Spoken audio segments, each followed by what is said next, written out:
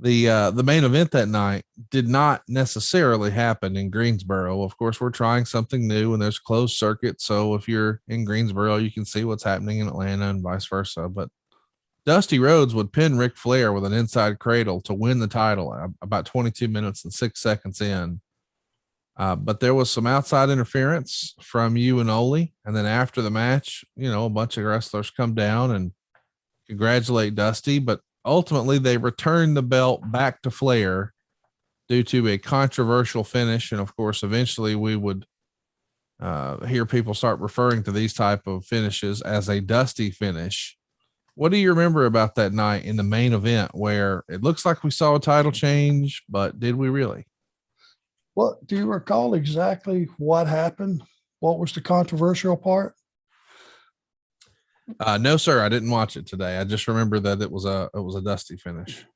But he left there as the I believe it's the old referee bump where one referee goes out type of deal, and it was going to be a DQ, so it couldn't change hands. Okay, and you feel like sometimes when you don't have your hero win that you got cheated, and that's one of those things that's what it's designed for. Top rope disqualification in those days meant something because it could cost a guy the title, or it could cause a guy from winning the title, and it was a much bigger deal than it is today. It's no more than a headlock takeover these days. But in those days, if that's what we did, was the referee getting bumped first and another ref coming down, that type finish, and assuming his duties, and you have a finish, but the referee of record gets it together and goes, no, there's going to be a disqualification. It's a little bit to unravel as a fan, but once you think your way through it, it opens you up. You want to see, Dusty, who got screwed, you really want to see him win that thing again. What do you think of, with the fans? Do you think it's a turnoff? The idea being, not trying to be negative, but we're trying to get the fans to come out and spend their money and come to the live events. That's our primary revenue driver back then. And we think we've seen some major happening and we leave the arena happy, but then we turn on TV and we realize, wait, they're saying that didn't happen now. What do you think as a fan, if you were a ticket buying fan, would you be frustrated with that? Would you be hesitant to go back and buy another ticket? I only ask because it's been critical, or this sort of creative has been criticized for years as being a negative for fans, but I'm curious your perspective. If I was, I am a fan, first of all, and watch it as a fan and as well as a performer. So I look at it, if I had bought a ticket to see my favorite, Dusty Rhodes, win the title, I'm absolutely 100% disgruntled and disappointed that he didn't. I don't know how you couldn't be. But when you are in the position of sitting in that booker's seat and you're trying to build business that has not been good, and business had started to be a lot better around this time, it started to pick up.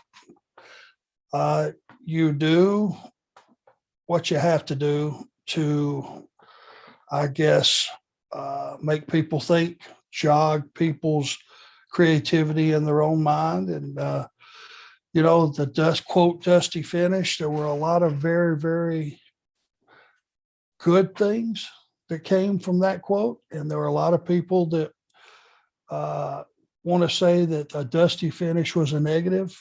All I say is, until you've sat in that seat, you don't know what you're going to do. And you cannot deny the success going forward with Jim Crockett Promotions. And Dusty was the guy sitting at the helm. Do you think ultimately that creative decision happens because they think that's what's best for business? Or is it more of a political move where we need to send the fans home happy, but we're worried about perhaps losing one of our bigger stars, Ric Flair, or upsetting him? I guess what I'm trying to ask is it a political thing where this is a finish that Dusty's happy with and Rick's happy with, and we think the fans will be happy with, even if it's only temporary?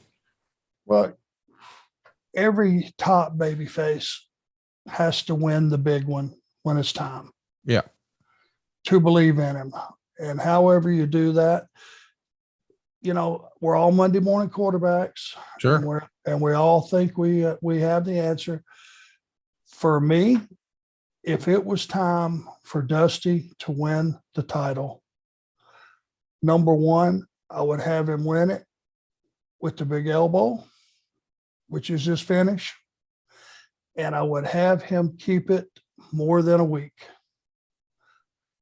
I would say build to your next big show, whether it be, a month, 2 months, whatever it may be, but let it sink in long enough for everyone on earth, because we didn't have social media back then, to get caught up and realize you have a new champion.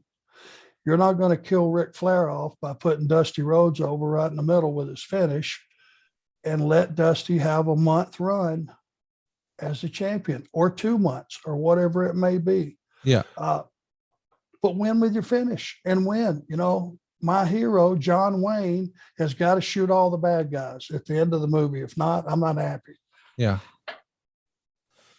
Do you remember there being times where it did become political? Maybe not in this instance, but where Rick felt like, no, I'm not losing the belt. I mean, do you remember that type of conversation? I was not privy or in a position to be in those conversations. I know it was in those days, he was still traveling. Yep. And he was, as the champion, he was the draw. I don't know who you would have put in that position. Now, if we go back and look at this, since he was traveling, and I'm sitting here now, I'm unraveling in my own mind. Conversations could have went on in the big office. That champion, Ric Flair, was the guy that was still going around to whatever territories or promotions were left as the champion. If Dusty's the champion, you don't have that same dynamic. And you don't have a heel champion coming into Continental or wherever it may be, or Puerto Rico or wherever Flair was still going at the time, Tennessee, any of those. You don't have that. So that had to be figured in too. There's a lot to consider. In those days, the world champion meant something. Right. And because he is the touring champion, Rick was probably already booked and promoted in a lot of places. So a long-term title switch would have probably had to at least been discussed with other promoters. Of course, at this point, the tail was sort of wagging the dog. Jim Crockett Promotions was the dominant NWA promotion at the time, and Jimmy could probably do what he wanted to do, but that's not what they did.